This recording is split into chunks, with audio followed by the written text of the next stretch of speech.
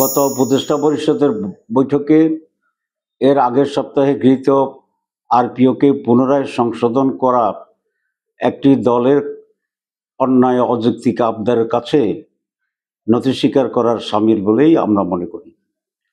এই সরকারের বিভিন্ন কর্মকাণ্ড অতীতেও একটি বিশেষ দলের প্রতি আনুগত্যের বহিঃপ্রকাশ ঘটেছিল। প্রধান উপদেষ্টারা লন্ডন গিয়ে একটি অসময় এবং অবৈধ চুক্তি, একটি দলের চাপে নির্বাচনের রোডম্যাপ ঘোষণা এবং সর্বশেষ একই উপদেষ্টা পরিষদে গৃহীত একটি দাবি আরেকটি দল যখন এটার সাথে দ্বিমত পোষণ করেছে, বিভিন্ন রাজনৈতিক দলের মার্কা ব্যবহারের বিষয়তে আবার সেটাকে গত পরিষদের বৈঠকে পুনরায় পুনর্বিবেচনার নামে দলের প্রতি যে আনুগত্য প্রকাশ করেছে সরকার, নিঃসন্দেহে এই সরকারের নিরপেক্ষতা ক্ষুণ্ণ হয়েছে। আমরা এই সিদ্ধান্তকে মানি না এবং এই সিদ্ধান্তের গ্রহণের নিন্দা জানাচ্ছি।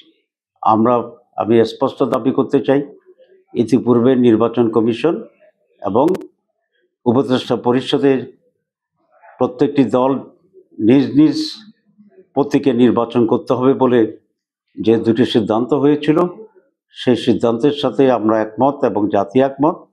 আমরা গত পরিষদের বৈঠকে গৃহীত সেই সিদ্ধান্তকে আবার পুনর্বিবেচনার জন্য অনুরোধ জানাচ্ছি।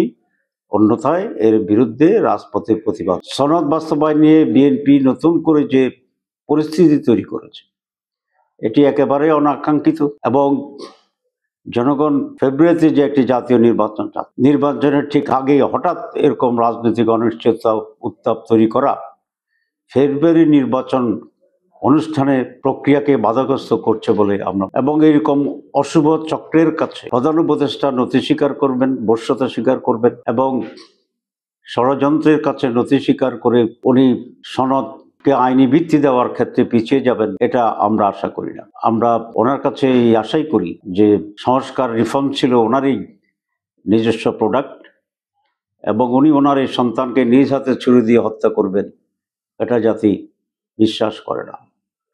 আর যদি এটাই প্রধান উপদেষ্টা করেন, তাহলে এটা জাতির সাথে যে ওয়াদা উনি করেছিলেন সেই ওয়াদার উনি ভঙ্গ এবং খেলাপ করবেন বলেই জাতি মনে করবে। আমরা আশা করি উনি দৃঢ় ভূমিকা পালন করবেন এবং সংস্কার বাস্তবায়নে উনি যথার্থ এবং সঠিক সিদ্ধান্ত ঘোষণা করবেন।